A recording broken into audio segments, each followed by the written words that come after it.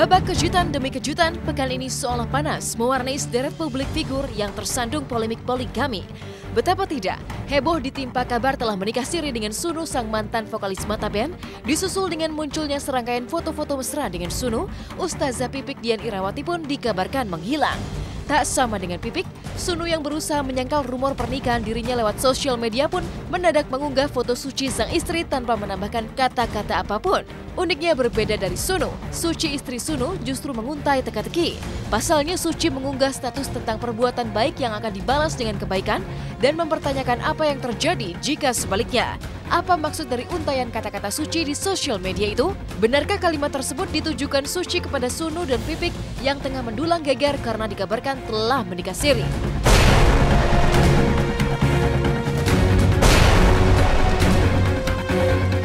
Sebuah teka-teki yang tak bisa dijawab oleh sikap Pipik yang mendadak menghilang, bahkan tiba-tiba absen dari majelis taklim pengajian yang biasa diisi oleh tausiahnya berikut ini.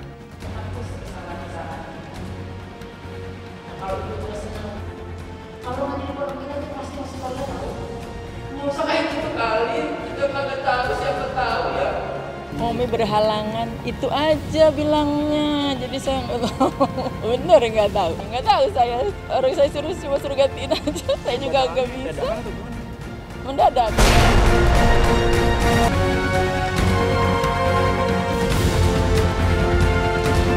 Tapi saya nggak mau mendahului komen sebelum ada bukti yang iya.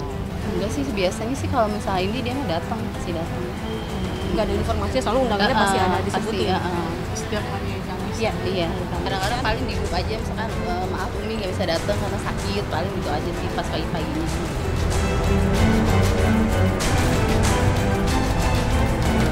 Ya, poligami seolah tak pernah usai mendulang prahara dan polemik di kalangan publik figur.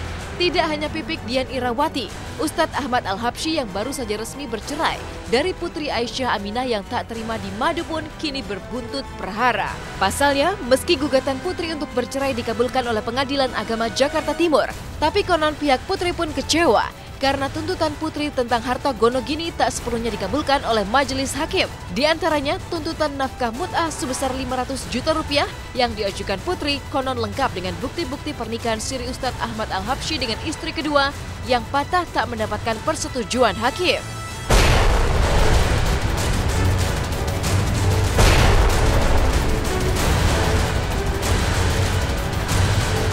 Hanya sebagian yang dikabulkan. Maksud sebagian mengenai perceraian dikabulkan, salah satu Bayin Sugro. Nafkah mut'ah, biaya nafkah mut'ah juga tidak dikabulkan, yang diminta Mbak Putri 500 juta juga tidak dikabulkan oleh majelis hakim karena Mbak Putri yang mengajukan gugatan cerai. Nikah siri diajukan oleh pihak penggugat, tapi tidak menjadi pertimbangan oleh majelis hakim karena yang menjadi pertimbangan adalah perselisihan yang terus menerus. Jadi tidak dijelaskan akibatnya apa perselisihan tersebut. Siapa yang memulai? Apakah dari pihak Mbak Putri? Kan kita juga kemarin juga kita sempat jelaskan kan bahwa yang keluar dari rumah kan Mbak Putri. Iya, sebetulnya ada sih kekecewaan gitu ya kok. Kadang ada kayak diputar balikan gitu. Dari bulan September setelah saya minta talak itu, beliau justru yang keluar dari rumah. Saya baru keluar dari rumah itu semenjak ada laporan polisi itu di bulan April kalau nggak salah ya. Beliau itu udah tinggal di rumah istrinya di Pinang Ranti ya. Kalau nggak salah di Pinang Ranti itu dari bulan September itu. Setiap hari nginepnya di sana gitu. Anak-anak juga tahu, semua juga tahu. Mungkin tetangga-tetangga juga udah tahu. Ironisnya, Putri pun dikabarkan kian gigit jari menahan sakit hati karena tuntutan Putri untuk mendapatkan hak harta gonogini berupa 4 buah rumah di Bilangan Jakarta serta Palembang, Sumatera Selatan tidak hanya ditolak hakim, tapi diam-diam konon juga telah digadaikan oleh Ustadz Ahmad Al-Habsyi tanpa sepengetahuan Putri. Tak ayal, Putri pun mengutas wajah syok ketika mengetahui rumah di Jakarta yang dituntutnya sebagai harta gonogini telah digadaikan dari Jafar sang ayah. Pasalnya, rumah tersebut menjadi tempat tinggal ketiga anak Putri dan Ustadz Ahmad Al-Habsyi. Sontak saja, pihak Putri pun kekeh bertekad memperkarakan Ustadz Ahmad Al-Habsyi sampai ke tingkat pengadilan pidana demi mempertahankan rumah tersebut, menjulangkan tanda tanya besar. Tak terima dipoligami secara diam-diam selama 7 tahun. Mungkinkah Putri takut jika rumah yang ditinggali anak-anaknya tersebut akan turut dinikmati oleh istri kedua Ahmad Al-Habsyi sehingga kukuh mempertahankan tuntutan harta gonogini sampai ke jalur hukum?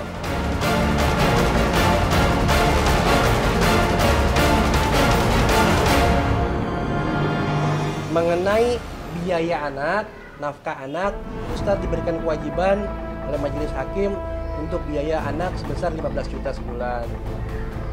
Mengenai harta gonogini yang diajukan oleh Mbak Putri tidak dikabulkan semuanya. Ada 4 objek rumah dan bangunan, 2 di Jakarta, 2 di Palembang, serta sebuah mobil pun tidak dikabulkan. Dan juga kita akan melihat juga sikap dan reaksi dari Mbak Putri, apakah akan mengajukan banding atau tidak. Nanti kita lihat strategi-strategi yang harus kita pertimbangkan oleh Ustadz. Yang pasti pokoknya saya cuma berjuang untuk anak-anak, karena anak-anak hak tuh aja. Iya, cuma hak anak-anak saya aja gitu. Karena kan kalau saya pribadi sih nggak ada masalah, cuman kan anak-anak baru 2 tahun nih ngerasain punya kamar sendiri, gimana sih punya ada kebahagiaan tersendiri gitu loh, sampai akhirnya nanti jadi nggak dikasihin ke mereka, ya kasihan gitu.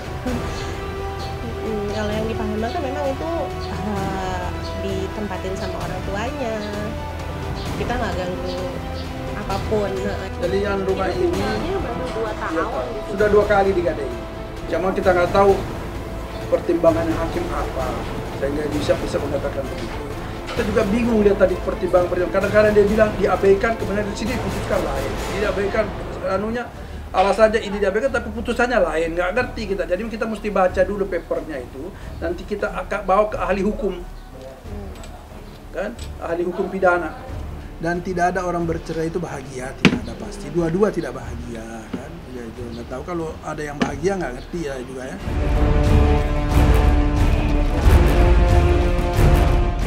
Ironis, gara-gara poligami, satu demi satu nasib rumah tangga sederet publik figur menuai perhara dan polemik. Tak jauh beda dengan Putri Aisyah yang akhirnya memilih bercerai dari Ustadz Ahmad Al-Habsyi.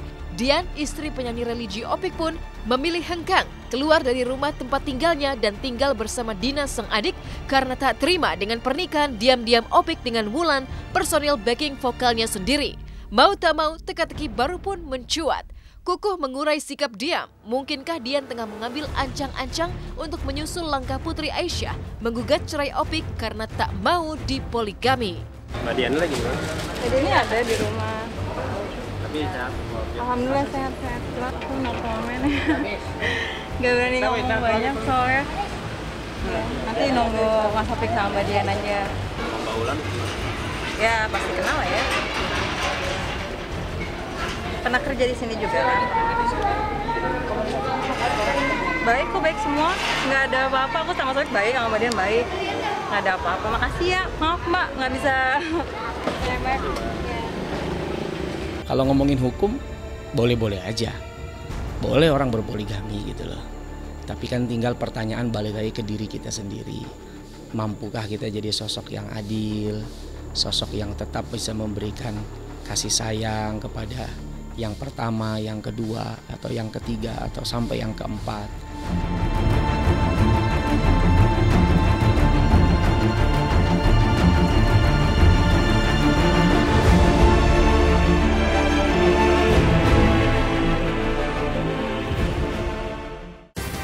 Baru tayang di SCTV, sinetron Siapa Takut Jatuh Cinta sukses membuat 2 bintangnya Verrell Bramasta dan Natasha Wilona dibanjiri para fans yang kian jatuh cinta dengan akting mereka. Uniknya tidak hanya di depan layar kaca, bahkan saat di luar syuting pun Verrell kerap tertangkap basah bersikap mesra tapi usil kepada Wilona. Seperti apakah seru dan mesranya Wilona dan Verrell saat di lokasi syuting? Tapi mengapa akting mereka dibanding-bandingkan dengan drama Taiwan Meteor Garden Remake tahun 2018? Langsung saja kita simak liputannya usai jeda pariwara yang berikut ini.